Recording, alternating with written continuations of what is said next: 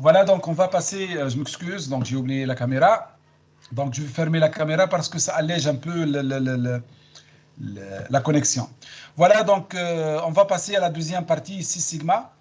Et c'est le contenu qu'on va présenter ensemble maintenant. C'est le contenu sur lequel vous allez passer la certification White Belt. Donc la première partie, c'était une partie d'introduction, elle est très importante, mais pour le White Belt, vous êtes demandé à connaître seulement les choses qu'on va voir maintenant ensemble. Parce que la partie que j'ai présentée au niveau de Lean Management, etc., elle est demandée au niveau Yellow Belt. D'accord, c'est pour le Council for Six Sigma Certification, le CSSC.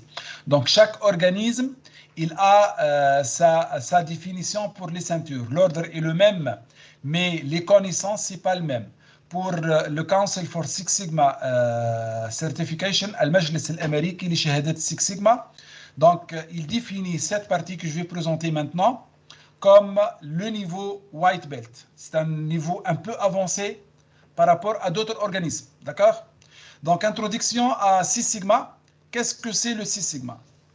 Donc, le Six Sigma, donc on le note avec ce symbole que vous connaissez du statistique, est à la fois une méthodologie d'amélioration des processus et un concept statistique qui cherche à définir la variation inhérente à tout le processus. Donc, c'est un système, c'est une méthodologie d'amélioration pour supprimer cette variation. La base fondamentale de Six Sigma est que la variation d'un processus conduit à des opportunités d'erreur. Toute variation va conduire à des opportunités d'erreur. En s'efforçant de réduire les variations et les possibilités d'erreur, la méthode Six Sigma, elle va réduire les coûts de processus et elle va augmenter la satisfaction des clients, qui est la finalité que tout le monde cherche. Donc, lorsqu'on met une méthodologie d'amélioration des processus en utilisant Six Sigma, on va réduire le coût du processus parce qu'on va gagner et on va augmenter la satisfaction des clients parce que les clients, ils cherchent la qualité coût du lait. D'accord? Le processus et les décisions basées sur Six Sigma, sur les données. En expliquant Six Sigma, les organisations, les équipes et les chefs de projet cherchent à mettre en œuvre des stratégies basées sur des mesures et des métriques, non pas sur des intuitions ou l'expérience des chefs d'entreprise. Donc ici, généralement, lorsque notre organisation utilise Six Sigma, toute décision doit être prise suite à une interprétation métrique en se basant sur des statistiques et sur des données, sur des chiffres, et non pas sur des intuitions. Je pense qu'on peut faire comme ça et on peut gagner. D'après mon expérience, si on fait comme ça, c'est meilleur. Non, avec Six Sigma, on ne prend pas des décisions de cette façon. On doit se baser sur des données, sur des résultats, sur des chiffres. Mais à noter, Six Sigma ici ne supprime pas le besoin d'un leadership expérimenté. Il ne nie pas l'importance de l'intuition dans tout processus. C'est-à-dire, lorsqu'on utilise Six Sigma, on ne dit pas qu'on n'a pas besoin de leadership expérimenté, on n'a pas besoin de l'expérience des managers, on n'a pas besoin de l'intuition. Non, ce n'est pas ça. Mais on prend des décisions suite à des résultats et à des chiffres. Et on va prendre un petit exemple à une décision prise sans Six Sigma et avec Six Sigma. Donc ici, sans Six Sigma, sans mesure et analyse appropriée, le processus de prise de décision dans une organisation peuvent se dérouler comme suite. Quelqu'un qui a de l'influence dans l'organisation peut imposer ses idées. D'accord? Si on est dans une organisation qui n'utilise pas Six Sigma et on n'a pas des données sur lesquelles on va se baser, une personne qui a de l'influence, elle peut faire de l'influence sur les autres afin de marcher dans cette route et non pas dans une autre route, qui peut-être qui n'est pas la meilleure. Les décideurs pensent que l'idée sera un succès en se basant sur ce qu'ils ont appris ou vécu auparavant. C'est-à-dire, les décideurs, ils peuvent prendre des décisions avec ce qu'on appelle la nostalgie des succès qu'ils ont fait lors des derniers projets. Peut-être le contexte, il a changé. Peut-être l'environnement, il nous a forcés à prendre des autres décisions. Ce n'est pas le même contexte, ce n'est pas la même décision, ce n'est pas le même projet. L'idée de mise en œuvre, parfois, elle est mise en œuvre en mode bêta, afin de minimiser les dépenses et les risques.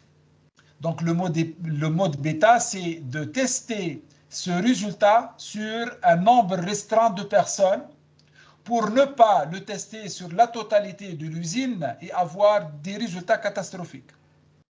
Le succès de l'idée est évalué après sa mise en œuvre. Lorsqu'on prend des décisions sans Six Sigma, déjà après la mise en place de l'idée, on peut évaluer est-ce qu'elle a réussi ou non. Maintenant, si on prend le cas inverse, si on prend une décision avec Six Sigma, la méthode Six Sigma permet aux organisations d'identifier les problèmes et valider les hypothèses, de réfléchir à des solutions et de planifier la mise en œuvre pour éviter les conséquences imprévues. En appliquant des outils tels que l'analyse statistique, la cartographie des processus aux problèmes et aux solutions, etc.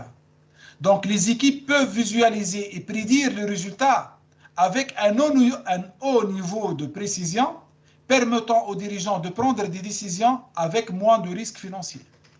C'est-à-dire, en utilisant le Six Sigma, on peut identifier les problèmes, mettre des hypothèses, valider ces hypothèses, réfléchir à des solutions, planifier comment on va mettre en place ces solutions et même faire des simulations et voir le résultat avant la mise en place du projet. Avec la simulation, on peut voir est-ce que cette modification ou bien cette décision qu'on va faire, est-ce qu'elle va donner un résultat ou non et combien ce résultat va être.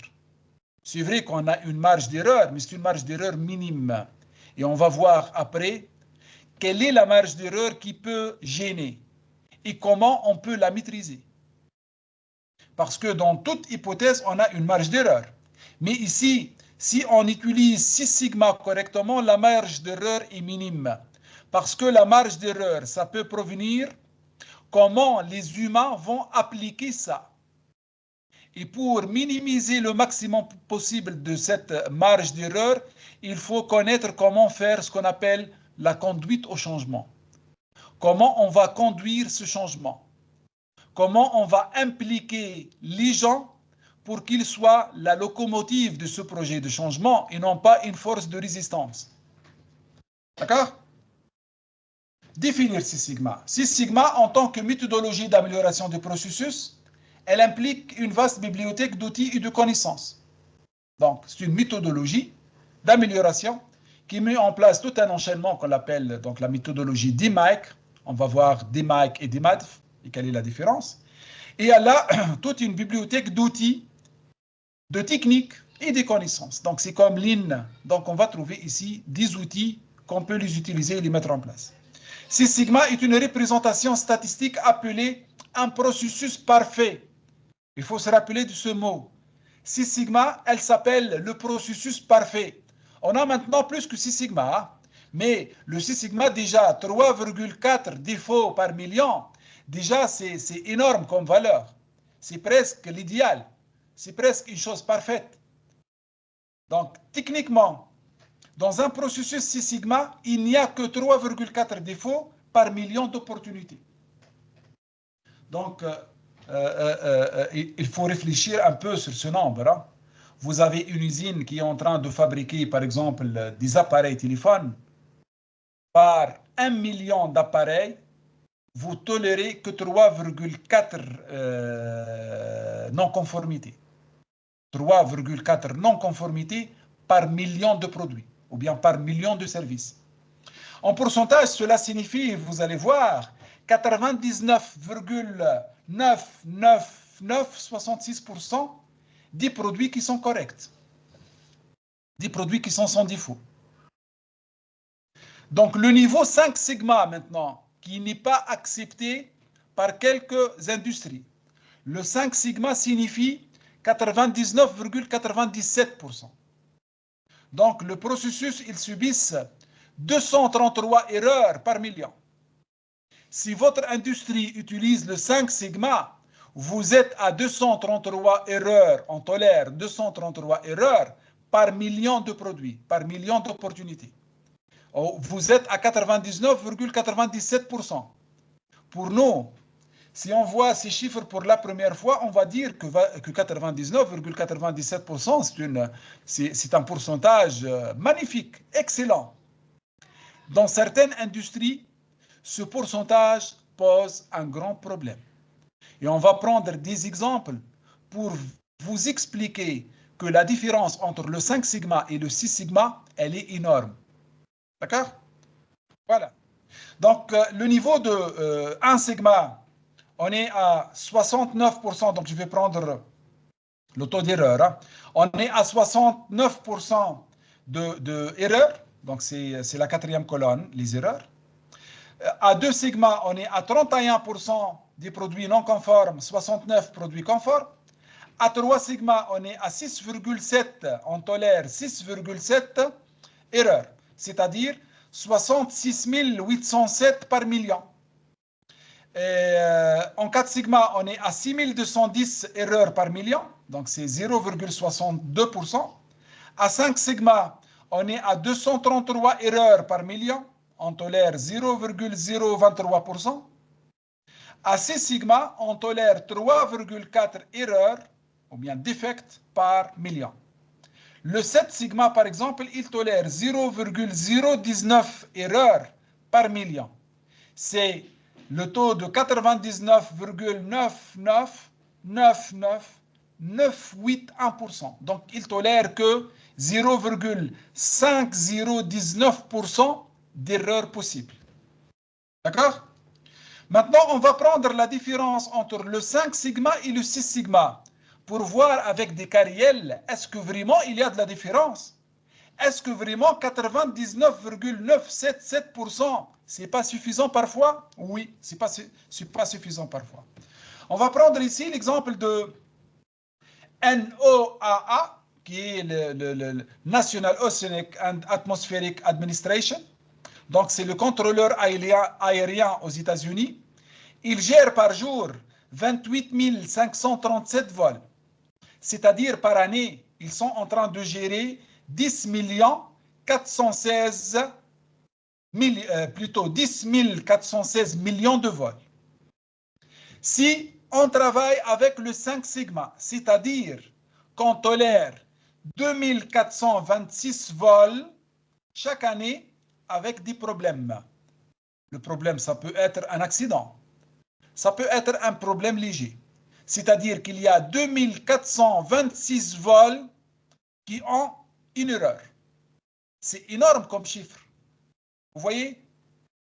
Imaginez un peu qu'on a 2426 problèmes chaque année dans les vols aériens. Ça va causer que les gens ne vont plus prendre des avions. Par contre, si on travaille avec 6 sigma, c'est-à-dire ce pourcentage ou bien ce chiffre, il va tomber jusqu'à 35,41 erreurs par année. Donc 35 erreurs par année, on peut le tolérer. Mais 2426 erreurs par année, c'est énorme. Parce que c'est quelque chose de critique, c'est quelque chose de dangereux. Donc on ne peut pas tolérer d'avoir 2426 accidents ou bien erreurs qui peuvent causer des accidents au niveau des vols. On va prendre un deuxième exemple. Le CDC, il nous donne un chiffre que 51,4 millions de chirurgies sont faites aux États-Unis, en Amérique, chaque année. 51,4 opérations chirurgicales. On parle maintenant du domaine de santé. Avec 5S, c'est-à-dire qu'on tolère 11 976 accidents ou bien erreurs médicales au niveau des interventions. C'est énorme comme chiffre. C'est-à-dire qu'on tolère 230 erreurs médicales par semaine. Vous voyez, 230 erreurs médicales par semaine. C'est énorme comme chiffre. Avec 6 sigma, on parle de 74 erreurs par année. C'est-à-dire un peu plus de 3 erreurs par semaine. Chaque semaine, sur tout le territoire américain, on va avoir maximum, ou bien un peu plus de 3 erreurs par semaine. D'accord? Vous voyez la différence entre 230 par semaine et 3 erreurs par semaine. Entre 11 000, presque 12 000 erreurs par année et ici 74 ou bien 75 erreurs par année. Donc ici, vous voyez que la différence entre le 5S et le 6S, elle est énorme. On va prendre un troisième exemple. Donc ici, on va parler de Amazon. Tout le monde connaît Amazon. Donc, on a pris des valeurs d'un Cyber Monday de 2013. Amazon a traité 36,8 millions de commandes. Donc, ce jour-là, Amazon a traité 36,8 commandes. Plutôt 36,8 millions de commandes. Supposons que chaque erreur de commande, elle va coûter en moyenne 35 $ à l'entreprise. Et c'est un chiffre très prudent, hein, parce que généralement, la moyenne, c'est plus haute. Parce qu'il y a de la marchandise qui a plus de la valeur, etc. Mais on a pris en moyenne 35 $ de coût sur une commande qui est erronée, qui n'est pas correcte. Donc, avec 5 sigma, donc avec 5 sigma, avec 36,8 millions de commandes, on va avoir 8574,4 erreurs. Multiplié par 35 $, la moyenne, ça va nous donner 300 millions de dollars. Plutôt 300 000 $. Donc 300 104 $. Vous voyez, le chiffre, il est énorme. 300 000 $. Donc en Tunisie, c'est presque 1 million de dinars. Si on, donc milliards, en Tunisie, milliards. Donc si on passe à 6 sigma, donc c'est un seul jour, hein, donc un Monday, un lundi en 2013. Si on passe en 6 sigma, donc avec 36,8 millions d'opérations, de commandes, on va avoir 125 erreurs, seulement 125. Donc on a passé de 8574 à 125. Multiplié par 35 $, l'average, donc la moyenne de l'erreur, ça va donner un coût de 4379 $. C'est-à-dire on passe de 300 000 $ à 4000 $. Vous voyez le passage de 5S à 6S. Ici, on est en train pas de parler de 2S ou bien 3S ou bien 4S. C'est la différence entre le 5S et le 6S. Donc, si on essaye d'appliquer tous les S avec ce Cyber Monday, avec un S, donc on va avoir 898 000 $, 2S 396, 86, 7000, donc 300 et ici 4000. Donc ici, ici on parle de millions, et ici on parle des milliers. D'accord? Donc 300 000, 7 900 000, etc. Donc ici, il y a des sociétés avec lesquelles on ne peut pas travailler avec 5S ou bien 4S ou bien, je m'excuse, 5S. Avec 5 sigma ou bien 4 sigma ou bien 3 sigma. Donc on est obligé d'utiliser le 6 sigma et même plus.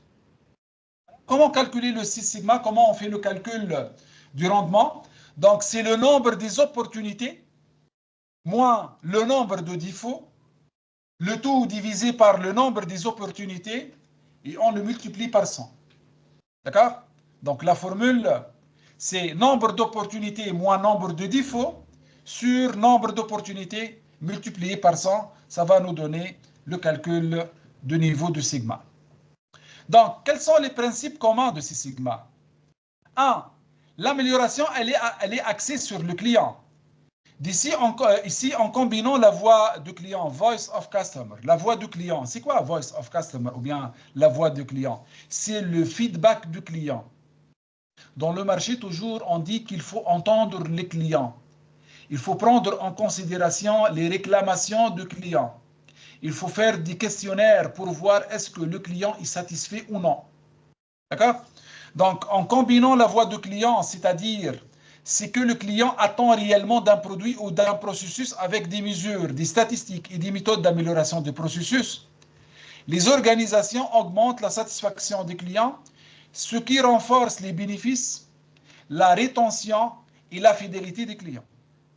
C'est-à-dire, le Voice of Customer, elle nous aide à améliorer la satisfaction des clients. Donc, l'amélioration au niveau de 6 sigma, c'est orienté vers la satisfaction client. Si on arrive à satisfaire le client, c'est qu'on est en train de satisfaire les investisseurs ou bien les actionnaires de la société. Parce que l'actionnaire ou bien l'investisseur n'est satisfait que s'il est en train de travailler sur deux choses. Sur la pérennité de sa société et sur le bénéfice de sa société.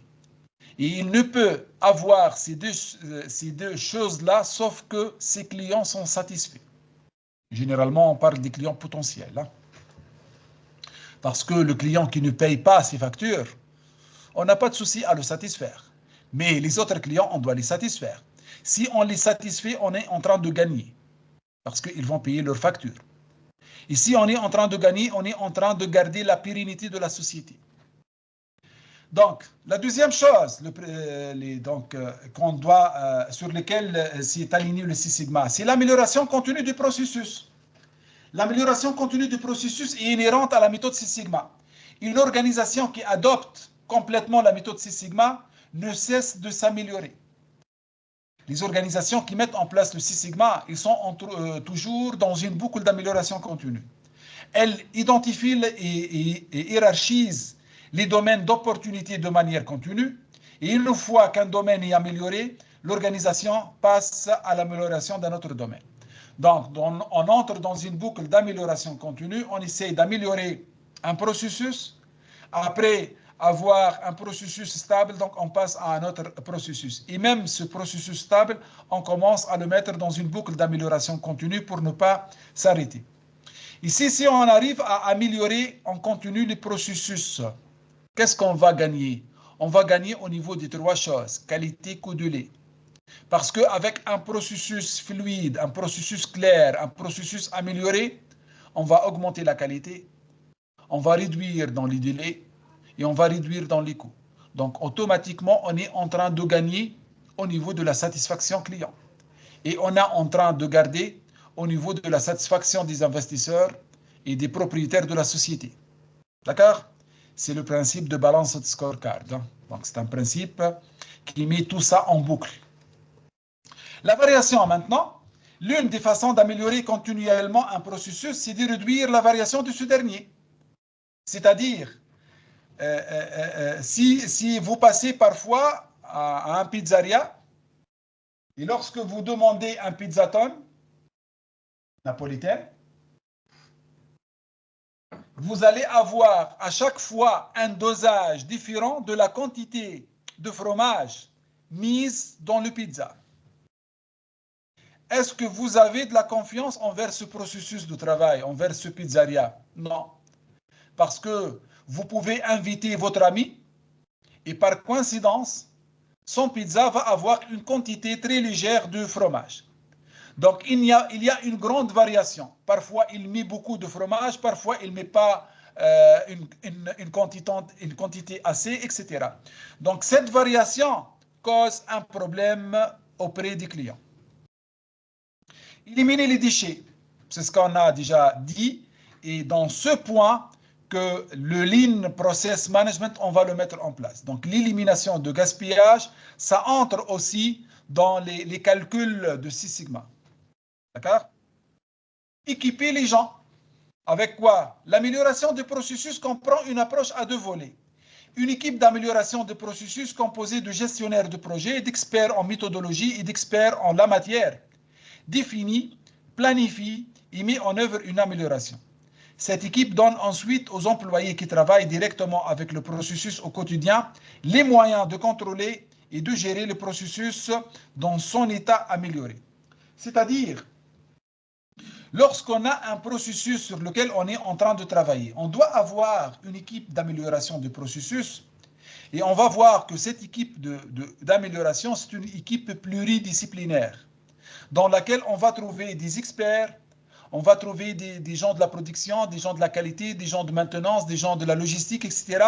pour pouvoir améliorer en continu le processus et donner des solutions aux problèmes présentés lors de ce processus. Contrôler le processus. Souvent, les améliorations Six Sigma portent sur les processus qui sont hors de contrôle.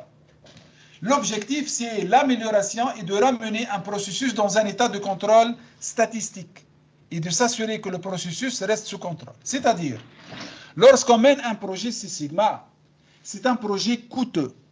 Donc, rappelez-vous bien de cet exemple ou bien de cette explication. Un projet Six Sigma, c'est un projet coûteux.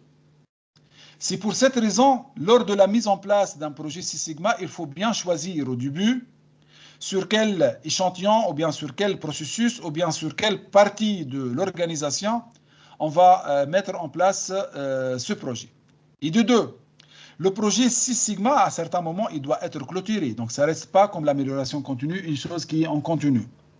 Donc, il faut travailler sur les processus qui ne sont pas sous contrôle. Il faut travailler sur les processus qui présentent une variabilité, une grande variabilité. Donc, on ne peut pas travailler sur un processus qui est stable, qui ne présente pas de la variabilité. On va dire, on va mener un projet Six Sigma sur ce processus-là. Tout juste pour pouvoir comprendre, etc. Non, le projet Six Sigma est mis sur un projet qui présente une variabilité. Après avoir ramené le processus dans un état de contrôle statistique, il est maîtrisé, statistiquement parlant, il devient maîtrisé au niveau des cartes de contrôle. Lorsqu'on voit la courbe, le processus est devenu stable. Voilà, donc on va le surveiller pour tout juste garder que le processus va rester à cet état-là. Donc le défi de Six Sigma maintenant, c'est comme un processus coûteux ou inutile, en particulier pour les petites et les moyennes entreprises. Le défi de Six Sigma, c'est comment convaincre les managers des PME, des petites et moyennes entreprises, qu'ils peuvent mener des projets Six Sigma pour améliorer leur performance et pour minimiser la variabilité. Donc, ils vont vous dire automatiquement que c'est un processus coûteux et inutile pour les sociétés, les petites sociétés. Donc, c'est un projet qu'on peut le mener dans une multinationale ou bien dans une grande société. Parmi les obstacles et les défis qui entravent l'obtention de résultats positifs grâce à Six Sigma, on a plusieurs contraintes qui doivent exister sur terrain pour qu'on puisse atteindre les objectifs à travers un projet Six Sigma. La première chose, donc ce n'est pas la grandeur de la société, hein. La première chose, c'est le manque de soutien. Si vous menez un projet Six Sigma et vous n'avez pas le soutien de la direction, ça va vous causer des problèmes. Le manque des ressources ou des connaissances.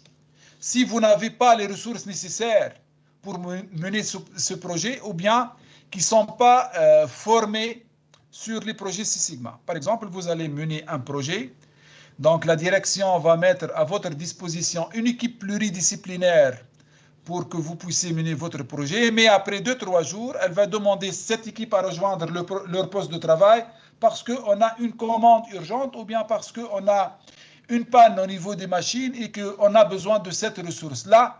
Et on s'excuse, donc après 2-3 jours, vous pouvez reprendre votre travail, etc. Donc il faut avoir les ressources nécessaires avec les connaissances et les compétences nécessaires. Une mauvaise exécution de projet. Parfois, c'est le problème. Donc le chef de projet a mal géré son projet. Des problèmes d'accès aux données. Les informations dans la société ne sont pas enregistrées, donc on n'a pas d'historique. Les informations, ils sont protégées, ils sont confidentiels, donc vous ne pouvez pas accéder aux informations à cause de leur confidentialité. Les informations ne sont pas informatisées, donc vous avez un archive et vous avez les informations sur des papiers et c'est à vous de prendre ces informations et de les saisir. Donc vous ne pouvez pas faire des approches statistiques en se basant sur un archive. Donc il faut les informatiser, donc les rendre numériques, et après vous pouvez les utiliser. Inquiétude concernant l'utilisation du Six Sigma dans un secteur spécifique. Il y a des gens qui vous disent qu'on ne peut pas appliquer le Six Sigma dans le domaine de santé, ou bien dans les sociétés, ou bien dans les organismes gouvernementaux, etc. Donc, ce sont des angoisses ou bien ce sont des problèmes que vous pouvez avoir lorsque vous allez mener un projet Six Sigma. Donc, on va parler un peu de l'histoire et l'application de Six Sigma. Donc, c'est un chapitre qui est demandé pour le White Belt, tout juste pour comprendre comment le Six Sigma est venu et quelles sont les stations les plus importantes. Donc, on va passer en diagonale sur ce chapitre. parce que déjà, vous connaissez que l'examen Six Sigma de CSSC, Council for Six Sigma Certification, c'est un examen à livre ouvert. Donc, les documents, donc c'est un examen à documents autorisés. Parce que le CSSC, ce n'est pas un organisme rebhi. Donc, ce n'est pas une chose commerciale. C'est l'organisme le plus, c'est l'organisme qui travaille surtout avec les universités américaines. Donc, il croit qu'un manager, pour qu'il mène un projet Six Sigma ou bien qu'il soit expert en Lean et Six Sigma, c'est pas qu'il doit apprendre par cœur des chiffres et des définitions et des techniques. Mais il doit les connaître pour pouvoir les utiliser en cas de besoin. Et j'ai vu déjà des managers et des experts. Donc, lorsqu'ils sont en train de gérer un projet, ils peuvent parfois faire des recherches sur Google parce qu'il connaît qu'il y a un outil qui lui permet de faire cette estimation. Il va faire une petite recherche de 5-10 minutes pour télécharger un template de cet outil-là parce qu'il n'a pas utilisé cet outil auparavant, mais il connaît qu'il existe. Et il sait l'utiliser, mais avec un peu de rafraîchissement de mémoire, ça va venir. Donc le certificat ici, c'est un certificat à vie. Et c'est un certificat qui confirme que vous êtes capable de mener un projet Six Sigma, mais vous n'êtes pas demandé à apprendre par cœur des centaines de pages et presque plus que 50 ou bien 70 outils et techniques pour prouver que vous êtes capable de mener un projet Six Sigma. Donc, l'introduction, mais il faut connaître un peu l'historique de Six Sigma. Il est important de comprendre la différence entre les programmes de qualité traditionnels tels que la gestion de la qualité totale, TQM, les méthodes d'amélioration continue des processus tels que Six Sigma. Donc, les méthodes d'amélioration des processus visent à atteindre des objectifs tels que la réduction des erreurs et des défauts. Donc, Six Sigma, parmi ces objectifs, c'est la réduction des erreurs et des défauts. L'amélioration de l'efficacité des processus, donc rendre le processus plus efficace. L'amélioration de la satisfaction des clients, donc c'est les résultats. Si on rend le processus plus efficace, donc automatiquement, on va augmenter la satisfaction des clients. Et l'augmentation du bénéfice et en quelque sorte satisfaire les actionnaires ou bien les investisseurs. Donc c'est en quelque sorte ce qu'on appelle le balanced scorecard. Donc ce sont 4 tableaux de bord prospectifs qui sont liés et chaque tableau de bord, son résultat est utilisé dans le deuxième tableau de bord. Mais donc le BSC, le Balance Scorecard, n'entre pas dans notre formation. Donc, mais les programmes de qualité visent à atteindre un objectif spécifique. Donc les programmes de qualité, ils visent à atteindre un objectif spécifique. Mais les méthodes d'amélioration continue des processus, ils visent ces 4 choses qu'on a nommées. Donc le développement du contrôle statistique des processus. Six Sigma applique des statistiques pour définir, mesurer, analyser, vérifier et contrôler les processus. Vous voyez ces 5 mots qu'on a mis en gras, c'est ce qu'on appelle DMAIC. En fait, les équipes Six Sigma utilisent généralement des méthodologies connues sous le nom de DMAIC ou bien DMADV pour apporter des améliorations et développer des contrôles pour les processus. Ce sont les 5 phases d'un projet Six Sigma pour améliorer un processus qui existe déjà. Donc, si vous avez un processus qui existe déjà et vous voulez l'améliorer, vous allez utiliser la méthodologie DMAIC. Mais, lors du développement d'un nouveau processus, si vous êtes en train de développer un nouveau processus ou bien un nouveau produit, donc les équipes ils vont utiliser ce qu'on appelle DMADV. Définir, mesurer, analyser, maintenant concevoir et vérifier. Donc on va changer vérifier, contrôler par concevoir et vérifier. Donc, lorsque vous allez mener un projet Six Sigma, vous devez utiliser l'une de ces méthodologies. Si vous avez déjà un processus existant à améliorer, c'est l'approche DMAIC. Si c'est un processus à mettre en place pour la première fois, c'est une approche DMADV. Donc, si vous avez, par exemple, une documentation d'un projet, vous allez dire, tiens, j'ai mené déjà un projet Six Sigma, je pense, en 2021. Si vous n'avez pas utilisé cette approche des Mike, ce n'est pas un projet Six Sigma.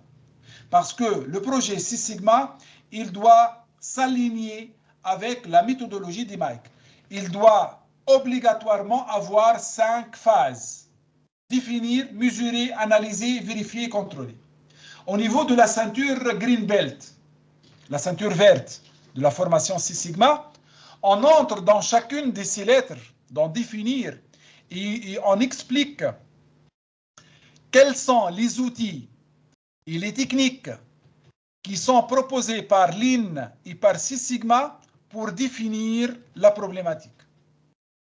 Mesurer, on entre quelles sont les techniques et les outils utilisés au niveau de Lean et Six Sigma pour pouvoir mesurer donc, et avoir ce qu'on appelle métrique pour utiliser ces informations après au niveau de notre projet. Pour l'analyse, c'est une analyse purement statistique, mais on a aussi des outils Lean qui vont nous aider à impliquer les gens, etc., et à éviter les conflits, à bien communiquer, etc., à vérifier et à contrôler. Donc, ce sont 5 étapes qui vont nous aider à mettre en place les améliorations qu'on va mener au niveau de notre projet Lean Six Sigma.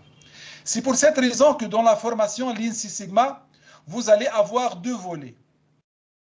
Un volet sympathique, simple à comprendre, magnifique, magique, je dis bien magique, c'est le volet Lean. Parce que ce sont des techniques qui vous permettent de travailler à l'aise. Ce sont des techniques qui vont vous aider à gérer des conflits avec les opérateurs, à avoir cette magie de conduire un changement sur terrain, de mettre en place des solutions sur terrain sans avoir des conflits et sans avoir de la résistance. Mais il y a un autre côté qui est le côté Six Sigma avec ses calculs pour prouver les choses que vous voulez démontrer ou bien que vous voulez mettre en place. Parce que sans ces preuves-là, on ne peut pas parfois prendre la décision. Est-ce qu'on prend cette décision ou bien celle-là? Il faut faire des simulations. Par exemple, vous êtes une société en train de travailler avec 4 clients et vous avez maintenant un client potentiel qui vous demande est-ce que vous acceptez de prendre ce projet en charge ou non. Vous ne pouvez pas connaître est-ce que vous avez les capacités ou non à travailler avec ce client sans faire de la simulation. Si vous avez un processus qui déborde parfois, donc il a des valeurs aberrantes, donc comment remettre ce processus maîtrisé? Parce que ce processus n'est pas maîtrisé, il présente des problèmes à chaque fois. Donc il faut avoir des chiffres pour pouvoir corriger. Donc les outils Lean, ils sont des outils magiques, excellents, mais en s'appuyant sur des chiffres qu'on peut marcher dans une route qu'on est sûr qu'elle va nous faire arriver à nos objectifs. Donc, le développement du contrôle statistique du processus, donc on parle ici de the normal curve, donc la curve normale. Donc, les racines du contrôle statistique des processus qui constituent la base des méthodes Six Sigma ont commencé avec le développement de la courbe normale. Donc, la courbe de Carl Gauss. Donc, Carl Friedrich Gauss, ce qu'on appelle la courbe normale ou bien la courbe de Gauss. D'accord? Donc, vous voyez la curve. Donc, au niveau de White Belt, on ne parle pas trop calcul, mais vous voyez le deuxième schéma qui présente les 2S, les 4S et les 6S. Les 2 sigma, les 4 sigma et les 6 sigma. Donc, ici, c'est ce qu'on appelle le control chart. Vous voyez ici qu'on a une représentation des informations dans une carte de contrôle dans laquelle on a lower control limit, donc une limite inférieure, et upper control limit, une limite supérieure. Donc, si on a ce point qui dépasse la limite, c'est que quelque part, on a un problème de variation. On ne doit pas accepter de déborder au-delà des contrôles limites, upper ou bien lower. Donc, au début du XXe siècle, Walter Shehart était la première personne qui a relié étroitement le niveau sigma et la qualité. Parce que auparavant, il n'y avait pas le lien entre la variation et la qualité. La qualité, c'est une chose. Et la variation, c'est une autre chose. Mais au niveau du XXe siècle, donc Walter Shewhart, il a relié la relation entre le niveau de sigma et la qualité. Il a défini un processus nécessitant une correction comme celui qui fonctionne à 3 sigma. Si la qualité d'un processus diminue et se rapproche de 3 sigma, les coûts associés aux erreurs augmentent considérablement. Donc Shewhart est considéré comme le père des cartes de contrôle. Donc toujours lorsqu'on parle des cartes de contrôle, donc on fait référence à Shewhart. Aussi, parmi les stations les plus importantes, c'est la roue de Demine. Donc Edward Demine, il a travaillé pour le département américain de l'agriculture, donc il a apporté des concepts statistiques de Shewhart au bureau de recensement des États-Unis. L'une des idées de Demine s'appelle le PDCA, ce qu'on appelle le cycle PDCA. Le cycle PDCA, donc déjà, c'est un outil utilisé par Lean. Donc, on va le trouver dans le Lean Management et le Lean Manufacturing. Donc, c'est l'abréviation de Plan, Do, Check, Act. Le fait que PDCA soit un cycle signifie qu'il ne se termine jamais. Il y a toujours des améliorations à faire, ce qu'on appelle l'amélioration continue, Kaizen. Il s'agit d'un principe fondamental de Six Sigma. C'est-à-dire, si vous voyez ici le roue de Demine, donc c'est pour nous, on va parler déjà de ça, c'est au niveau des plans d'action. Lorsqu'on met un plan d'action, que ce soit une action corrective ou bien une action préventive, quelle est la différence? L'action corrective, c'est une action pour corriger un problème qui est déjà fait. On a déjà ce problème et on va mener des actions pour corriger cette situation. On a une réclamation client à cause d'une non-conformité. Donc l'action corrective, c'est de réparer les pièces défectueuses. Les actions préventives maintenant, ce sont des actions pour ne plus avoir ce genre de problème, ou bien ce sont des actions mises en place pour ne pas avoir des problèmes. Par exemple, au niveau de la variation, on a interprété qu'il y a une variation qui est très proche des limites. Donc, on a fait notre investigation, on a fait nos analyses causes-racines, pourquoi ces variations-là, et on a trouvé qu'il y a une machine dans son état peut causer des non-conformités. Donc, on a mis un contrôle double après les outputs de cette machine-là. C'est une action préventive parce qu'on n'a pas de problème déjà, mais c'est une prévention qu'on a prise pour ne pas avoir des problèmes. Par exemple, si le client qui a fait une réclamation, on va faire des analyses causes-racines pour comprendre les causes-racines de ce problème-là. Et on a découvert, donc on va utiliser ce qu'on appelle le diagramme d'Ishikawa, ou ce qu'on appelle le diagramme d'arrêt de poisson. On va dire que c'est le diagramme 5M. Hein. Donc on va dire que est-ce que c'est un problème de matière, le premier M? Est-ce que c'est un problème de main-d'œuvre? Est-ce que c'est un problème du milieu de travail? Est-ce que c'est un problème de méthode de travail? Etc. Donc on a 5 M et on peut ajouter le 6e M, le management. Supposons que cette cause de non-conformité est un problème de milieu de travail parce que ça manque d'éclairage. 1. Et 2, on a détecté un autre problème au niveau de main-d'œuvre parce qu'on a une main-d'œuvre non qualifiée. Les opérateurs n'étaient pas formés. Donc on va utiliser maintenant la méthode 5 pourquoi. On va poser 5 fois la question pourquoi pour creuser en profondeur et comprendre la cause racine de ce problème. Et on va poser la question pourquoi les opérateurs ne sont pas formés.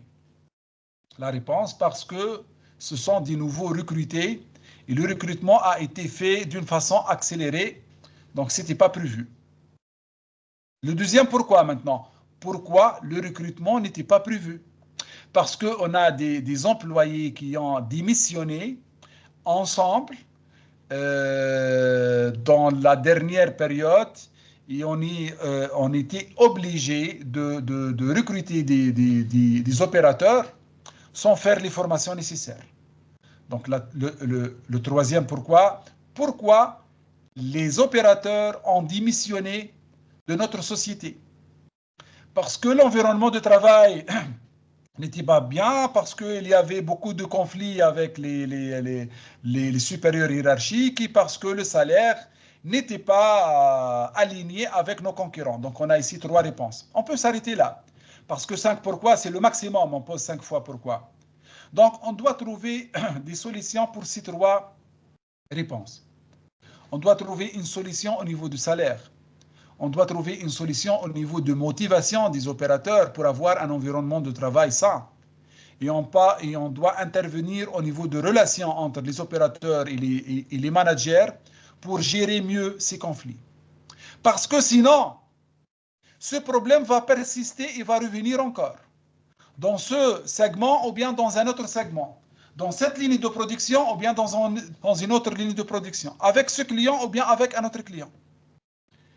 La deuxième piste maintenant. Pourquoi on n'a pas fait les recrutements dans la période convenable? Donc on doit mener des actions préventives pour avoir un plan B en cas où on a un manque au niveau de la main-d'œuvre. Donc on doit avoir des personnels qu'on peut les former, etc. Donc on doit mettre des actions préventives pour ne plus avoir ce type de problème. Et aussi, on revient au premier M, le milieu de travail. Pourquoi on a un manque d'éclairage? Donc, on peut répondre directement qu'on a un problème au niveau de 5S dans le poste de travail. Ce n'est pas bien organisé. Et on a des cartons hauts qui vont limiter un peu l'éclairage à arriver au poste de travail. Donc, on va faire un projet 5S. Et la deuxième chose, qu'on a des lampes qui sont endommagées et on n'a pas changé ces lampes. Donc, on va prendre 2 opérations. La première, une action corrective de réparer les lampes. Et la deuxième, préventive, de mettre un cycle d'inspection. Par exemple, chaque semaine, on fait une inspection sur les lampes et on doit changer les lampes après, supposons, l'utilisation de 5000 heures. D'accord? Donc, c'est au niveau du PDCA, donc Plan, Do, Check, Act. Mais ici, le PDCA, il va nous mener vers l'amélioration continue. Et pour ne pas revenir, parce qu'on est en train de travailler sur un plan incliné, pour ne pas revenir en arrière, on a mis cette cale qui est en gris. C'est quoi cette cale? C'est la standardisation. Après avoir mis un PDCA, ce qu'on appelle la roue du design, donc on doit standardiser. Donc si on a mis une instruction de contrôler une fois par semaine les lampes, cette instruction doit être standardisée dans toute l'usine. Parce que même les autres lignes de production, ils peuvent avoir ce type de problème. Si on a standardisé de revoir les conditions de travail et la relation avec les managers, donc on va la standardiser. On va faire des réunions cycliques avec les employés pour leur entendre, pour résoudre leurs problèmes. Donc, en standardisant ces choses-là, on garantit que ce problème ne va pas revenir à nouveau à cause de cette cause racine. Donc, le roue ne va pas revenir en arrière. À chaque fois, on fait une petite amélioration avec le PDCA et on va glisser la cale. On avance un peu et on glisse la cale. On avance un peu et on glisse la cale. Donc, on est dans un cycle d'amélioration continue. Et c'est pour cette raison qu'on l'appelle la roue de D-Minx. Donc, c'est la forme d'une roue. Donc, l'amélioration continue du processus Toyota et Lean. Donc, Monsieur Toyoda, qui avait une expérience en usine, il a amélioré l'efficacité des processus dans des usines textiles grâce à des convoyeurs et à d'autres systèmes automatisés. Donc, Toyoda a introduit les mêmes concepts sur certaines lignes de processus de fabrication à la maison Toyota. Donc, c'est une approche japonaise. Donc, Kishiro Toyoda a commencé à s'inspirer du monde du textile. Donc, il a amélioré l'efficacité des processus dans des usines textiles. Et après, il a mis en place toute des lignes de production, de fabrication dans la maison Toyota, la maison des voitures Toyota. Donc, plus tard, Eiji Toyoda et Taishi Ono ont introduit des concepts connus sous le nom de Just-in-Time, ce qu'on appelle le JIT, Just-in-Time, Ijidoka, qui sont des piliers, ou bien les piliers du système de production Toyota, ce qu'on appelle le TPS. Donc déjà, ce sont des outils, ce sont des approches, ce sont des techniques, ce sont des choses qu'on est en train d'utiliser au niveau du Lean. Donc vous voyez, la naissance de Six Sigma, déjà, elle est influencée par l'existence du Lean. Donc après, les principes qui guident le système de Toyota et plus tard le fondement de la gestion du processus Lean ou bien Lean Six Sigma comprennent 5 étapes, ce qu'on appelle les étapes de Lean Thinking. Définir les valeurs du client, ce qu'on appelle la valeur ajoutée. On a parlé déjà. Quelles sont les choses, les activités qui ont de la valeur? Identifier la chaîne de valeur pour les besoins du client, tracer ce qu'on appelle VSM, Value Stream Mapping. Donc, schématiser une cartographie du flux. Comment le flux passe d'un poste à un autre. Identifier les gaspillages. Créer un flux de processus continu, sans des bottlenecks, sans des goulots d'étranglement. Travailler en permanence pour réduire le nombre des étapes et le temps nécessaire pour atteindre la satisfaction des clients. Donc, c'est améliorer toujours. Donc, la station, la grande station, c'est au niveau de la maison Motorola. Donc, bien que la base de Six Sigma ait été posée à la fin du 19e siècle et au 20e siècle, ce n'est qu'au milieu des années 1980 que ces concepts ont connu un succès à grande échelle aux États-Unis. Donc, des décennies après que Toyota a développé son système, les ingénieurs de Motorola ont commencé à s'interroger sur l'efficacité de leur programme de gestion de la qualité. Donc, Motorola a commencé à mesurer les défauts comme un rapport de millions d'opportunités au lieu de 1000 opportunités. Donc, avant de mettre en place cette notion de Six Sigma, donc avant Motorola, il était en train de calculer les non-conformités par rapport à des milliers, à des mille d'opportunités. Mais ils ont commencé à calculer ce rapport par millions d'opportunités pour améliorer la qualité de la production de 10 fois en une décennie, en une demi-décennie. Donc, et après, Rob Galvin, le PDG de Motorola, au cours des 2 décennies suivantes, Motorola a travaillé à perfectionner sa méthodologie Six Sigma. En plus des outils statistiques, l'équipe a créé un processus étape par étape par laquelle n'importe quelle équipe pourrait réaliser des gains et des améliorations. Donc, ils ont un peu standardisé le Six Sigma pour pouvoir l'utiliser dans n'importe quelle organisation. Donc, Motorola a cependant fait plus qu'améliorer ses propres systèmes. Donc, ils ont partagé Six Sigma à travers le monde. Donc, on a aussi Light Signal et General Electric qui ont participé au Six Sigma. Donc, Harry, qui est parfois appelé le père du Six Sigma, a créé un système pour éduquer les dirigeants en collaboration avec d'autres chez ABB. Il a développé des systèmes qui ont permis à Six Sigma d'être déployé efficacement par la direction dans l'ensemble d'une organisation. Donc, ça commence à devenir un peu standard, ça commence à devenir quelque chose, une méthodologie qu'on peut la mettre en place dans n'importe quelle industrie. Mais donc la croissance continue du Six Sigma, suite au succès de sociétés telles que General Electric et Motorola, les entreprises de tout le pays se sont précipitées pour mettre en œuvre Six Sigma. Donc, avec cette croissance énorme des résultats de Motorola surtout et des GE, donc les entreprises ils ont précipité à utiliser Six Sigma. Et ça a causé un grand problème. Et même le problème, on le trouve jusqu'à maintenant, une idée fausse du Six Sigma. C'est-à-dire, on a de nombreuses organisations ont mal exécuté les améliorations. Certaines entreprises sont reparties avec un mauvais goût pour le processus. Ce mauvais goût a entraîné les idées fausses qui sont encore répandues aujourd'hui dans de nombreuses industries. On entend maintenant que Six Sigma est uniquement concerné par les mesures et ignore le bon sens, ce qui n'est pas vrai. Six Sigma se base vraiment sur les statistiques, ok, mais on a dit déjà au début qu'elle garde ce leadership des managers, etc. Six Sigma est trop cher.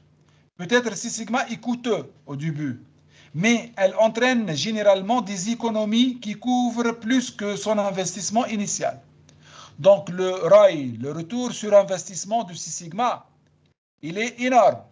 Donc si vous allez investir maintenant, c'est que vous allez gagner après, à long terme et même à moyen terme, vous allez gagner beaucoup d'argent. Donc le retour sur investissement, il est très important. Six Sigma peut tout réparer.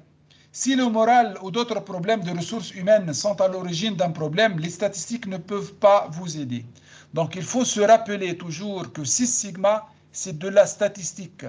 Donc si vous avez des problèmes de genre compétences, de genre des conflits dans la société, des conflits entre la direction et le syndicat, donc Six Sigma ne peut pas ne peut pas avoir des solutions pour ces problèmes-là.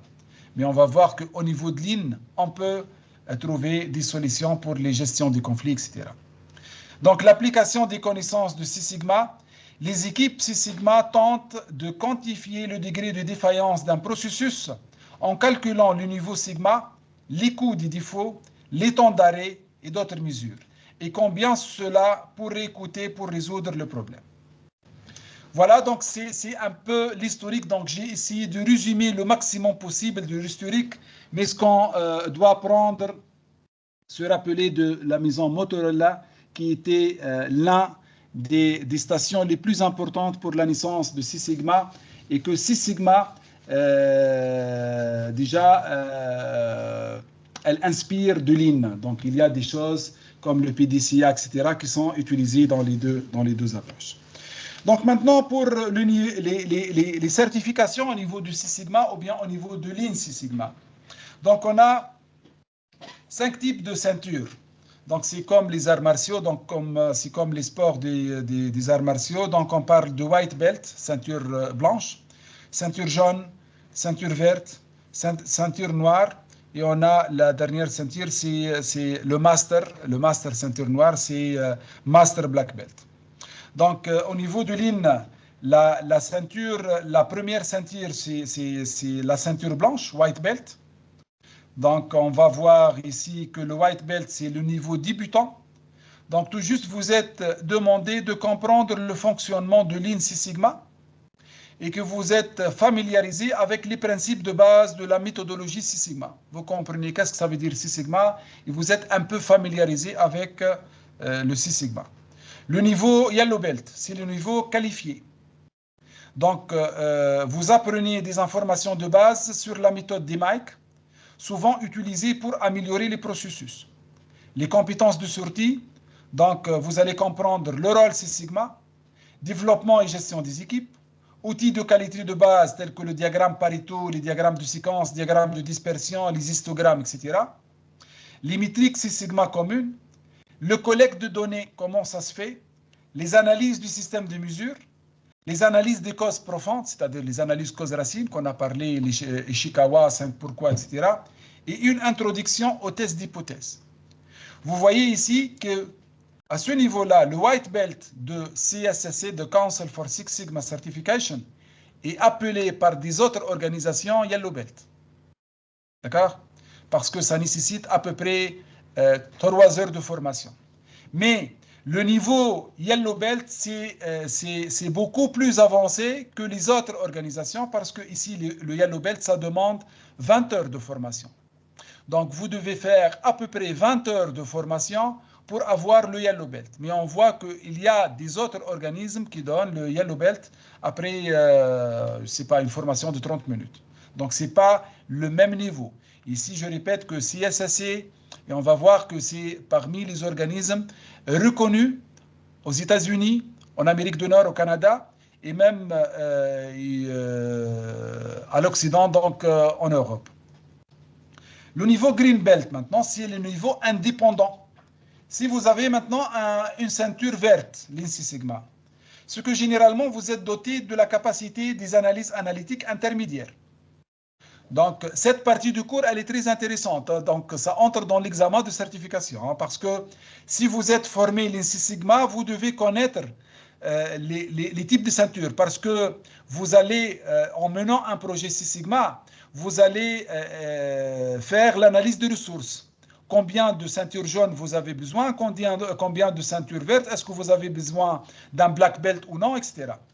Donc, ils peuvent répondre aux problèmes des données et l'analyse. Ils aident les ceintures noires et appliquent les outils Six Sigma à un projet. Donc, les compétences de sortie, c'est l'analyse des modes de défaillance et des effets, gestion de projet et d'équipe, Donc, on a ici ce qu'on appelle DMAIC. La probabilité et théorème central limite, distribution statistique, statistiques descriptives, comment effectuer des tests d'hypothèse de base, Kaizen, donc l'amélioration continue et l'élimination des déchets, les basiques des cartes de contrôle, et vous pouvez être formateur des Lean Six Sigma Yellow Belt. Donc, les Green Belt, ils peuvent mener des projets de petite taille. D'accord? Ils sont indépendants, mais généralement, dans les grands projets, ils travaillent avec les ceintures noires, avec les Black Belt. Le niveau Black Belt, maintenant, c'est le niveau expert. Donc, personnellement, j'ai le niveau Black Belt. Hein. Donc, une ceinture noire, Six Sigma certifiée, travaille généralement en tant que chef de projet sur des projets d'amélioration du processus. Ils peuvent également travailler dans des rôles de gestion, d'analyse ou de planification dans l'ensemble d'une entreprise. Les compétences de sortie, donc compétences avancées en gestion de projets et d'équipes, connaissance des outils Lean, statistiques intermédiaires et avancées, la compréhension d'autres programmes d'amélioration des processus et de qualité, la capacité de concevoir des processus, la capacité avancée de création des diagrammes de processus, y compris les organigrammes et les cartes du flux de valeurs, VSM, l'utilisation des logiciels pour effectuer des analyses comme Excel ou bien Minitab. Donc, pour le niveau Green Belt, donc, vous avez besoin à peu près de 60 heures de formation pour maîtriser tout ça. Pour le niveau Black Belt, vraiment, c'est à la carte. Parce qu'il y a des choses qui sont spécifiques à des domaines et des choses qui sont spécifiques à d'autres domaines. Et il y a au niveau de CSSC le niveau Black Belt 2. Ce n'est pas un examen, mais c'est un projet. Donc, après avoir le Black Belt, vous pouvez faire le Black Belt 2. C'est que vous allez faire la soutenance d'un projet Six Sigma. Donc, vous passez devant du jury. Donc, c'est pas... donc, vous allez envoyer votre rapport de projet selon l'approche des MADF ou bien des MAIC pour qu'ils font l'analyse et ils vont vous répondre sur le projet que vous allez présenter. Et on a le Black Belt 3 et après, on a le Master Black Belt. Donc, le Master Black Belt, c'est en quelque sorte le maître. Il gère généralement les Black Belt et les Green Belt, consulte sur les problèmes de projet particulièrement difficiles. Il offre des conseils et une formation sur des concepts statistiques difficiles et forme d'autres personnes à la méthodologie Six Sigma. C'est en quelque sorte comme les films d'action chinoises. Donc, c'est le maître. Donc, c'est la personne qui est un peu vieille et que tout le monde lui demande conseil. Et lorsqu'il fait un pas, donc c'est vraiment le pas du maître. Donc, c'est vraiment le coup de maître. D'accord? Donc, généralement, dans une multinationale qui a des filiales partout dans le monde, on a besoin seulement d'un seul Master Black Belt. Mais on peut avoir des Black Belt dans chaque filiale pour mener du projet. Et on peut avoir un Green Belt par service. Par exemple, un Green Belt dans le service production, un Green Belt dans le service qualité, un Green Belt dans un autre projet, etc. Et on peut voir plusieurs personnes, des centaines de personnes avec le Yellow Belt parce que ce sont les gens qui vont participer au projet dirigé par le Black Belt, mais suivi par le Green Belt. Et on a le champion, donc le champion, c'est quelqu'un, Six Sigma, c'est quelqu'un nommé par l'administration pour suivre le projet. Donc c'est un poste d'un facilitateur. Donc, au niveau des organismes internationaux, donc pour nous, on travaille avec le CSSC, donc on est agréé pour donner des formations CSSC. On a des organismes qui sont bien reconnus dans le monde, le ISQ, donc c'est le premier organisme. Et IASSC, bon, des gens qui disent CSSC c'est le deuxième, IASSC le troisième, et des gens qui disent l'inverse. Donc, c'est à vous de voir sur Internet. Pour les certificats, donc... les avantages de CSSC, c'est que l'examen il est flexible en ligne, donc avec des livres ouverts, qui est le cas de ISQ, le premier dans le monde, mais ce n'est pas le cas de IASSC. Donc, pour IASSC et ISQ, donc, chaque examen est payant. Pour CSSC, si vous ne réussissez pas votre examen dès le premier coup, vous avez la possibilité de refaire l'examen 3 fois sans payer des frais supplémentaires. Parce que, comme on a dit, مؤسسة غير ربحية. Donc, c'est généralement, elle travaille avec les universités, les organismes publics, etc. Donc l'objectif, c'est de fournir cette culture de Six Sigma, non pas de gagner de l'argent. Donc voilà, donc c'est le plus grand fournisseur d'accréditation de l'industrie pour les universités, les agences gouvernementales et les organisations du monde entier. C'est CSSC, on n'a pas de chiffres de ISQ. Et déjà, ils ont, voilà, je vais voir. Donc déjà, lorsque vous entrez dans le site de CSSC, vous allez trouver des chiffres qui reviennent à 2018 et 2019, une comparaison des certificats CSSC et ISSC au niveau des États-Unis. Donc le nombre des universités qui collaborent avec CSSC et avec ISSC et des agences gouvernementales qui collaborent avec CSSC et ISSC. Donc c'est un certificat très reconnu par le monde. Donc le coût vraiment c'est un coût minime par rapport aux autres. Donc CSSC au niveau de Yellow Belt c'est $99. Donc ISQ c'est 394. Le Green Belt c'est 159. Le Black Belt, c'est 229. Donc, par rapport aux autres organismes, c'est un peu moins cher et il vous donne la possibilité de refaire l'examen 3 fois. Donc, voilà, ce sont les certificats de CSSC. Donc, aujourd'hui, vous allez avoir, à la fin de la séance, vous allez passer un examen de 20 questions pour avoir ce White Belt. Mais CSSC donne deux types de certificats. Il y a le Six Sigma White Belt et il y a le Lean Six Sigma White Belt. Donc, vous allez passer l'examen Lean Six Sigma, c'est meilleur. D'accord? Donc, il y a le Yellow Belt aussi, le Green Belt, le Black Belt et le Master Black Belt. Donc, pour tous ces certificats, il y a le Six Sigma et le Lean Six Sigma. Donc, j'ai mis déjà une vidéo dans ma chaîne YouTube, Mohamed Belazrek 5543, pour vous expliquer les étapes pour accéder et passer le White Belt gratuitement et les étapes pour télécharger votre certificat. Donc, j'ai mis deux vidéos de durée 5 minutes et 3 minutes pour voir comment accéder à votre examen. Voilà, on va terminer maintenant avec un petit quart d'heure les autres méthodes d'amélioration des processus de la qualité, un peu plus, parce qu'on va parler des autres méthodes. Donc, ça entre dans l'examen de certification aussi. Donc, Six Sigma, elle englobe tous les outils dont vous avez besoin pour aborder pratiquement tout problème de processus.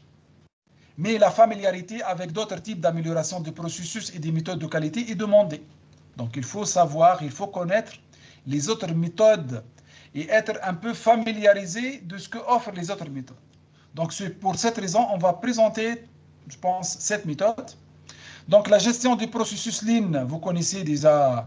Donc, on a présenté dans la première partie. La gestion totale de la qualité TQM.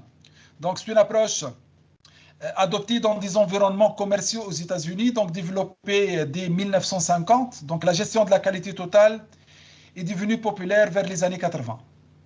Donc, elle inclut un engagement de la qualité stricte à tous les niveaux de l'organisation, des employés habilités qui peuvent prendre des décisions de qualité tout en travaillant dans un cadre de processus sans rechercher l'approbation, c'est-à-dire l'accord de la direction pour chaque décision.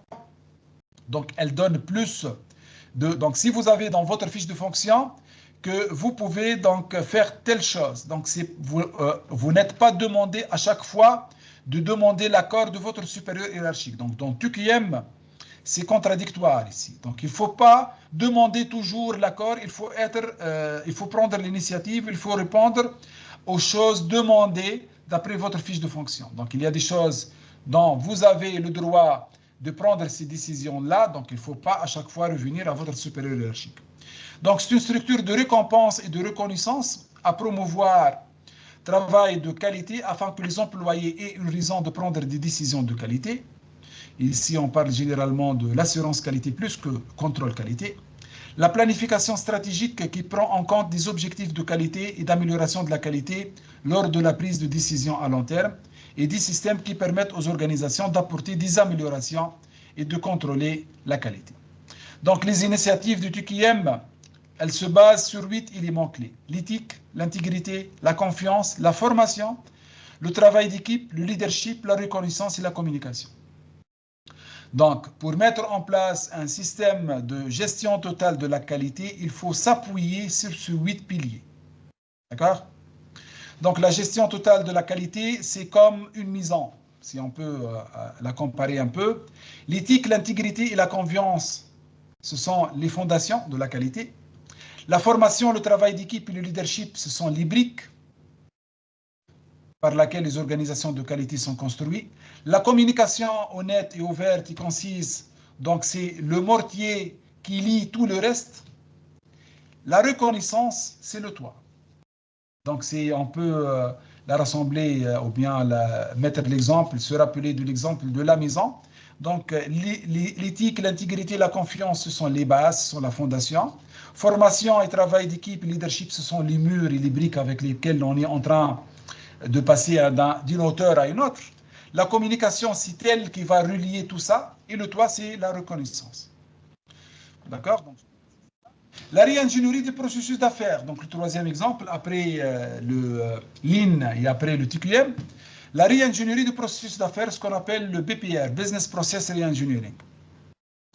Donc, Six Sigma, Lean et TQM sont tous concernés par des changements continus à grande et à petite échelle, qui apportent une organisation toujours plus proche d'un modèle de perfection. Dans le cas de Lean, ce modèle est un processus à zéro déchet, parce qu'on va éliminer les gaspillages. Dans Six Sigma, le modèle est statistiquement Six Sigma. Dans TQM, les organisations définissent souvent leur propre version de la perfection avant d'y travailler. Au niveau de la réingénierie de processus, maintenant, est moins concernée par les gains de qualité, mais plus par un changement radical dans l'ensemble d'une organisation et d'une architecture des processus. C'est-à-dire, le BPR, maintenant, c'est de la réingénierie du processus. On va essayer de modéliser l'existant, voir cette cartographie de process, dégager les anomalies et essayer de faire des modifications au niveau du processus pour le rendre plus fluide et plus efficace. D'accord? Donc, on ne cherche pas la qualité en premier ordre. On cherche à rendre le processus fluide, faire des changements nécessaires au niveau de l'organisation pour avoir un processus fluide. Et après ça, la qualité va venir. Donc, pour la réingénierie du processus, donc pour mettre un projet de BPR, donc on va commencer avec un projet, donc le kick-off projet, donc la réunion de démarrage. On va identifier sur quel processus on va travailler, on va faire la collecte des données nécessaires. On va consulter notre processus actuel et après on va mettre les modifications, donc on va concevoir les améliorations nécessaires. Et après, on va analyser et interpréter ces modifications. Après la mise en place, on va conduire le changement pour ne pas avoir de la résistance au changement, pour avoir des transformations et gérer le projet. Et voilà, on va finir ce projet pour avoir un deuxième projet ensuite. Donc, je vais vous donner ici un petit exemple de projet de réingénierie de processus d'affaires.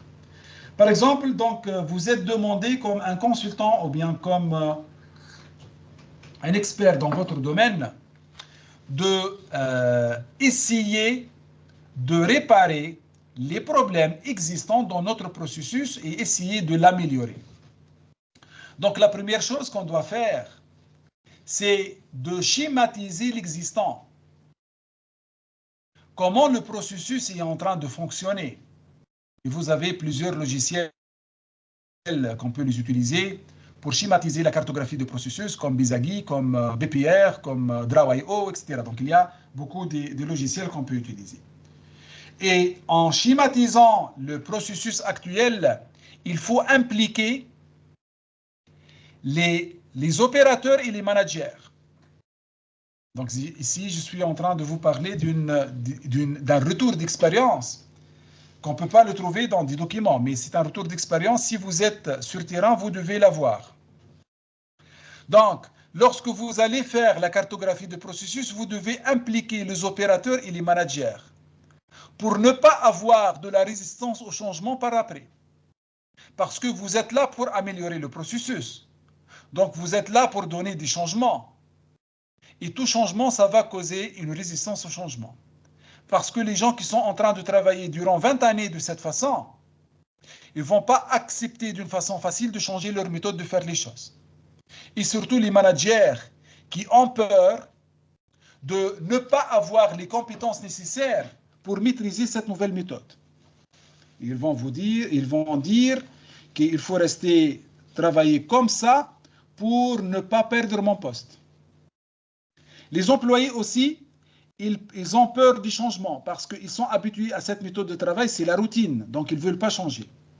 Donc lorsque vous impliquez déjà les opérateurs et les managers au niveau de collecte de données, au niveau de la présentation du processus avec son état actuel, vous êtes en train de les entendre, de voir leur point de vue, parce qu'ils vont vous décrire comment ils sont en train de faire les choses. Et ils vont vous donner des idées sur des améliorations possibles. Parce qu'il va vous dire, je fais telle chose comme ça, mais en principe, on doit le faire comme ça. Je ne sais pas pourquoi les managers, ils sont la tête fermée, ils ne veulent pas entendre les opérateurs. Généralement, pour nous, lorsque le manager n'est pas là, lorsque le chef de ligne est absent, on fait de cette façon parce qu'on peut gagner quelques secondes à ce niveau-là, ou bien c'est plus confortable pour nous, etc. Donc ici, lorsque vous allez passer à l'étape suivante, qui est l'identification des problèmes et le goulot d'étranglement et les stocks en cours, et vous allez proposer des solutions, vous avez déjà un background des solutions qui a été proposé par les employés et par les managers. Donc, lorsque vous allez mettre ces propositions-là après des réunions de brainstorming, après des ateliers que vous allez faire avec les managers, etc., donc vous allez vendre l'idée aux opérateurs et aux managers. Donc, vous allez faire un peu de marketing pour leur vendre l'idée que vous avez pris en considération leurs conseils et voilà, il avait raison et vous avez utilisé leur méthode ou bien leur proposition dans l'amélioration. Et c'est la vérité. Donc, il faut rendre à César ce qui appartient à César. C'est leur idée, parce que vous n'êtes pas... Parfois, vous allez mener un projet de consulting dans une industrie que c'est la première fois que vous allez passer, par exemple, à une société pharmaceutique. Mais vous pouvez collecter les idées à travers le terrain, à travers les tours que vous allez faire, à travers l'observation, à travers l'analyse documentaire, à travers les réunions de brainstorming, etc. Et après ça, donc vous devez former les opérateurs comment faire les choses pour ne pas avoir peur. Mais avant de faire ça, il faut former les managers comment faire ces choses et comment ces choses-là vont être faites pour que le manager soit rassuré. Et vous allez coacher le manager et l'accompagner dans les premiers jours parce qu'il va avoir plusieurs questions dans la tête. Et lorsqu'il va mettre en place cette solution, il va avoir des problèmes. Donc, vous devez être près de lui pour le rassurer et pour lui expliquer comment faire. Lorsque le manager maîtrise ce changement, il maîtrise la nouvelle approche ou bien la nouvelle méthode, il va devenir l'un des meilleures personnes alignées avec vous dans cette méthode ou bien dans cette proposition. Parce qu'il a bien compris, il a bien maîtrisé cette nouvelle méthode. Donc pour lui, ça ne pose pas un problème. Et ça va être la locomotive de ce projet. Et il va faire réussir le projet. Aussi l'opérateur. Vous devez bien former l'opérateur et sensibiliser l'opérateur par les objectifs qu'on peut avoir avec cette méthode. Et que cette méthode, c'est sa proposition et la proposition des autres opérateurs. Et vous allez entendre dans le couloir de bruit que c'est notre méthode, hein. C'est nous que nous avons proposé cette solution. Hein. C'est grâce à nous qu'ils ont fait cette performance. Et ils vont devenir, donc ça donne l'effet de boule de neige, et ils vont devenir des défendeurs de cette nouvelle, de ce nouveau processus. Et comme ça, vous pouvez gagner au niveau, donc lorsque vous allez dégager des problèmes au niveau de la mise en place, vous allez essayer de les rectifier, vous allez essayer de mettre à jour le processus pour résoudre tout type de problème. Et après ça, vous allez le standardiser dans toute l'usine. Parce qu'au début, on doit travailler sur un échantillon. Un échantillon le plus facile ou bien un échantillon le plus difficile. C'est à vous de prendre le choix. le plus facile pour avoir du résultat vite et comme ça absorber la résistance au changement. Un prototype le plus difficile, c'est-à-dire la ligne de production la plus difficile, avec les machines qui sont toujours en panne, avec le chef de ligne qui est un peu agressif avec les opérateurs, avec des opérateurs qui sont très anciens et qui ont des conflits avec le chef de ligne, etc. Pour dégager le maximum possible des problèmes afin de les résoudre. Et comme ça, lorsque vous allez standardiser ça dans l'usine, vous n'avez plus de problèmes parce que vous avez travaillé sur l'échantillon le plus difficile. Donc, c'est à vous de choisir quelle méthode vous allez mettre en place, c'est suivant le contexte. Est-ce que vous devez avoir des résultats très vite ou non? Est-ce que vous avez un syndicat très fort ou non? Est-ce que ça pose un problème pour vos clients ou non, etc. Donc, suivant le domaine, suivant le type de vos clients, etc. Donc, cette conduite au changement va vous faire gagner du temps afin de mettre en place un changement et minimiser la résistance au changement. Donc, vous allez avoir une cartographie de processus comme celle-là, avec des flux entrants et des flux sortants, avec des activités, avec des sous-processus, etc. Et vous pouvez faire de la simulation avec ces processus. Donc, vous pouvez simuler, donc faire introduire le nombre de ressources que vous avez et faire de la simulation pour voir est-ce que vous pouvez répondre à ce besoin ou non. Quatrièmement, Ramler-Breisch. Des entreprises en dehors de l'industrie manufacturière ont commencé à mettre en œuvre des morceaux de méthodes qui incorporaient des éléments de Lean et Six Sigma. Donc, avant, on parle toujours du Six Sigma et du Lean dans l'industrie. Avec Ramler-Breisch, c'est autre chose. Donc, c'est dans le domaine de service. Donc, l'un de ces programmes est appelé Ramler-Breisch. Donc, c'est pour le nom de Jerry Ramler et Alan Breisch. La méthode cherche à apporter un changement positif dans les processus et les organisations en utilisant un ensemble d'outils pratiques pour résoudre les problèmes commerciaux et les problèmes de processus. Donc, ce n'est pas appliqué au niveau de l'industrie, c'est au niveau des sociétés de services et sociétés commerciales.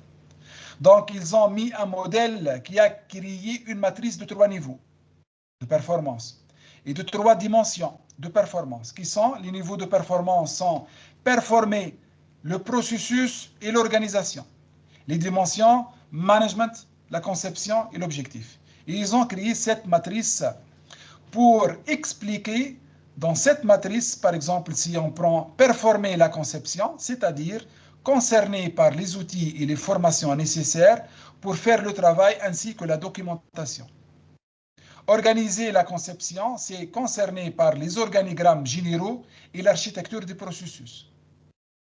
Supposons performer les objectifs, c'est concerné par la mesure de performance et exigence au niveau individuel. Donc, Ramler-Breisch ici, elle définit sa méthode de travail sur 3 niveaux de performance et 3 dimensions de performance pour définir chaque chose. Voilà, donc elle a dans son enchaînement 6 phases: planification de l'amélioration, définition de l'amélioration, analyse et conception, mise en œuvre, gestion de processus, et ensuite les processus sont confiés aux équipes quotidiennes. La méthode Scrum, qu'on entend toujours maintenant parler de la méthode Scrum, qui est une méthode agile, donc c'est un framework agile. La méthode Scrum, donc ça a commencé à être utilisé dans le développement des applications informatiques, mais on peut l'utiliser dans n'importe quel domaine, d'accord, dans n'importe quel projet. C'est en quelque sorte, on a un product owner. Ici, le product owner, c'est ce qu'on appelle le voice of customer, c'est la voix du client. Donc, c'est la personne qui va interagir avec les clients, avec les parties prenantes. Donc, les parties prenantes, il lui offre ou bien lui donne les besoins. Il va les mettre dans une liste, ce qu'on appelle product backlog, c'est une liste priorisée. Et on va prendre les choses prioritaires et on va commencer à les mettre dans un sprint backlog. C'est quoi un sprint? C'est un cycle. Par exemple, un cycle de 4 semaines. Après avoir ce sprint de 4 semaines, on va faire 2 réunions. La première réunion, c'est le sprint review pour remettre le livrable aux parties prenantes et présenter ce qu'on a fabriqué. Et une deuxième réunion, ce qu'on appelle sprint retrospective, c'est une séance de listen learn, c'est-à-dire l'équipe, elle va faire une réunion pour voir les choses, les leçons apprises. Nos points forts, nos points faibles, qu'est-ce qu'on doit améliorer, etc. Et dans ce sprint de 4 semaines, donc généralement le sprint, c'est entre 2 semaines et 4 semaines. Dans ce sprint de 4 semaines, ou bien de 2 semaines, ou bien de 3 semaines, c'est fixe. Hein? On ne peut pas le changer. Donc, si on s'est mis d'accord, le sprint, c'est 4 semaines, donc c'est jusqu'à la fin du projet. Chaque jour, on a une réunion qui s'appelle Daily Scrum, une réunion de 15 minutes. Chacun de l'équipe, il va dire qu'est-ce qu'il a fait hier, qu'est-ce qu'il va faire aujourd'hui et quels sont les problèmes rencontrés. Et on passe la parole à la deuxième personne. C'est en quelque sorte de la transparence et de l'échange des informations. Et on peut utiliser des tableaux Kanban ou bien des tableaux Scrum, etc., avec des affiches, avec des breakdown charts, avec des charts, avec des artefacts, etc.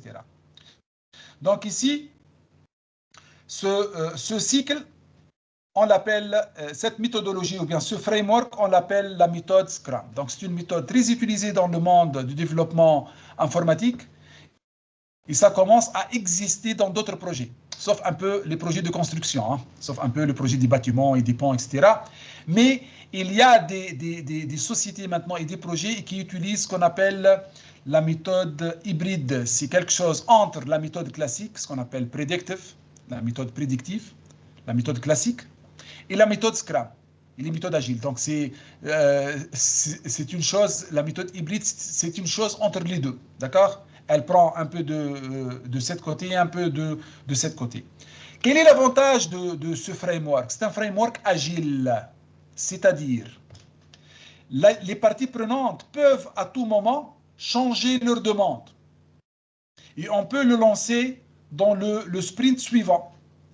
Après le sprint review, lorsque vous allez livrer une chose, les parties prenantes vont vous demander de changer telle chose ou bien celle-là, on n'est pas d'accord. Donc, on peut être agile, on peut être flexible avec les clients sans perdre de l'argent. Donc, on ne fait pas la livraison à la fin du projet et lorsque le client n'est pas satisfait, on n'a rien à faire. Non, on est en train de faire plusieurs livrables, donc plusieurs livrables. Donc la livraison maintenant, elle est cyclique. Chaque sprint, on fait une livraison. Chaque 2 semaines, on fait une livraison. Donc avant, dans les équipes classiques, on a toujours un project manager, ce qu'on appelle le team lead, et on a l'équipe. Maintenant, dans l'équipe agile, on a ce qu'on appelle un Scrum Master, ce qui est un servant leader, c'est un facilitateur, c'est une personne qui va essayer de résoudre les problèmes de l'équipe. Et l'équipe, elle est self-organizing, c'est-à-dire chacun, il fait qu'est-ce qu'il doit faire. D'accord? Donc ici, le Scrum Master n'est pas leur supérieur hiérarchique. Donc, ce n'est pas le project manager. Donc, vous voyez, ils sont dans un seul cercle. Donc, on a deux approches ici. L'approche incrémentale, c'est comme celle-là. Donc, on construit un projet étape par étape. On a l'approche itérative. Donc, on fait ici les dessins. Après, on commence. Donc, ici, c'est un livrable. Le deuxième livrable, le troisième livrable. Donc, si on passe au premier livrable, review meeting. Si le client a des demandes à faire, a des rectifications à faire, à ce niveau-là, il va demander de rectifier des choses. D'accord? Donc, on peut les rectifier et ensuite avancer. Et on a ce qu'on appelle une méthode donc, qui peut utiliser les deux approches itératives et incrémentales en même temps. Donc, on peut avancer de cette façon-là. Donc, ce sont des projets agiles, ce sont des projets flexibles, avec un retour d'investissement très important et surtout avec une satisfaction du client très importante. Donc la méthode, l'avant-dernière, la méthode de gestion de l'expérience client, CEM, donc Customer Experience Management. Donc CEM, elle combine certains outils d'amélioration du processus avec la gestion de la relation client. L'objectif principal, c'est d'aligner les processus dans l'ensemble d'une organisation avec les objectifs de satisfaction client. Au niveau de Lean, on a dit l'objectif, c'est d'aligner le processus pour éliminer les gaspillages et à valeur ajoutée. Mais ici, l'objectif, c'est aligner le processus aux satisfactions des clients. Le premier souci, c'est la satisfaction client. Donc, on met devant nous le processus et on va essayer de faire des rectifications afin de satisfaire les clients. Donc, les avantages, les organisations sont en mesure de déployer des tactiques orientées clients dans toute l'entreprise. Donc, les gains, ils sont considérables en termes de satisfaction et fidélisation des clients. L'inconvénient, il y a des services sur lesquels on ne peut pas agir, comme les ressources humaines et les services juridiques, comptabilité. Donc, c'est un peu difficile de faire un changement culturel axé sur la satisfaction des clients. C'est un peu difficile. Le Jump Start, maintenant, c'est une méthode rapide pour identifier les problèmes et les solutions en une seule session. Déjà, on l'utilise toujours et peut-être on ne sait pas qu'il est appelé Jump Start. C'est quoi? L'avantage, c'est de créer et de mettre en œuvre rapidement des solutions à petite échelle permettant souvent de résoudre des problèmes le même jour. On a un problème dans la ligne de production, on fait appel au responsable de production, responsable qualité, responsable maintenance, on fait une réunion de 5, 6 minutes, 10 minutes, 15 minutes, on trouve des solutions, on les met en place. D'accord? Donc, ce qu'on appelle la méthode Jump Start. Cette méthode, elle est utilisée avec toutes les autres méthodes, avec le Lean, avec le Six Sigma, avec le TQM. Donc, avec toutes les autres méthodes, on est en train d'utiliser le Jump Start. Donc, quand est-ce qu'on doit utiliser le Six Sigma? Donc, on peut utiliser le Six Sigma face à l'inconnu, parce que déjà, Six Sigma, il nous aide à identifier les problèmes. Lorsque les problèmes sont répondus et non définis, donc on a des problèmes, mais on n'a pas pu les identifier, ce ne sont pas définis, on n'a pas calculé l'impact de ces problèmes-là, donc on peut utiliser les projets Six Sigma. Lors de la résolution des problèmes complexes, si on a un problème complexe, donc il est conseillé d'utiliser le Six Sigma, et lorsque les coûts sont étroitement liés au processus. Si vous avez les coûts que vous avez sont étroitement liés au processus, il est conseillé d'utiliser la méthodologie Six Sigma. Et voilà, donc c'est la partie, donc j'ai essayé d'accélérer un peu au niveau de la présentation, donc je m'excuse. Donc vous pouvez avoir déjà plus de détails sur ce chapitre dans la leçon 3 mis dans le YouTube, donc la séance numéro 3 de Ramadan. C'est plus détaillé, mais même avec ce qu'on a présenté aujourd'hui, vous pouvez accéder maintenant et passer votre examen de certification White Belt.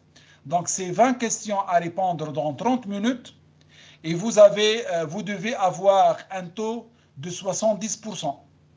Donc, le seuil de réussite, c'est 70%. Voilà, donc ici, donc au niveau de la comparaison de CSSC et IASSC, au niveau des organisations worldwide, au niveau des collèges University and Government Agency. Donc, ce sont les chiffres donnés par CSSC. Donc, ce sont des chiffres qui datent en 2019. Hein, d'accord? Donc, le 2-10-2019. Donc, c'est un organisme reconnu à travers le monde.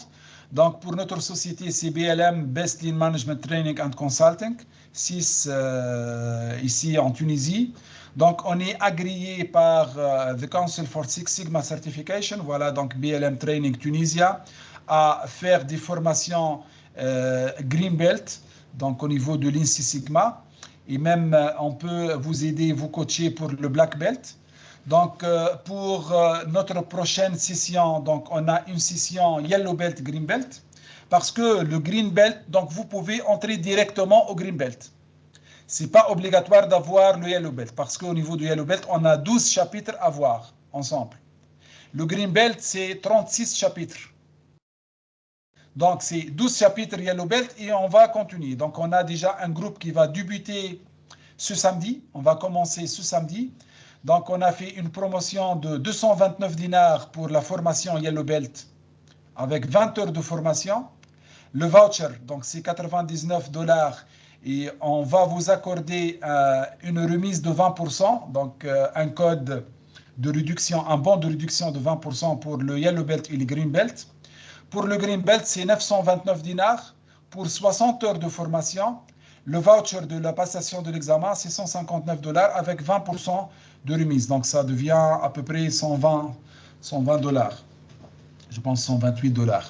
Donc, la formation va débuter, va commencer ce samedi à 13h15. Donc, c'est la première séance. Si vous voulez nous rejoindre, donc vous pouvez nous contacter sur l'adresse email contact@thinkleanacademy.com ou bien sur m.b.lazreg@gmail.com ou bien directement sur mon numéro de téléphone ou bien sur WhatsApp. Voilà, donc merci pour votre patience. Merci d'avoir suivi cette séance jusqu'au bout. Donc, je vous souhaite une fin de soirée excellente. Donc, vous pouvez accéder maintenant directement au site de CSSC. Donc, c'est sixsigmacouncil.org pour passer le white belt. Et, ou bien, donc, vous pouvez voir la vidéo comment passer à l'examen et comment accéder à l'examen. Et vous pouvez passer le certificat à tout moment. Donc, c'est pas lié par, voilà, par une date. Donc, vous pouvez passer l'examen quand vous voulez. Donc, c'est toujours free. Donc, c'est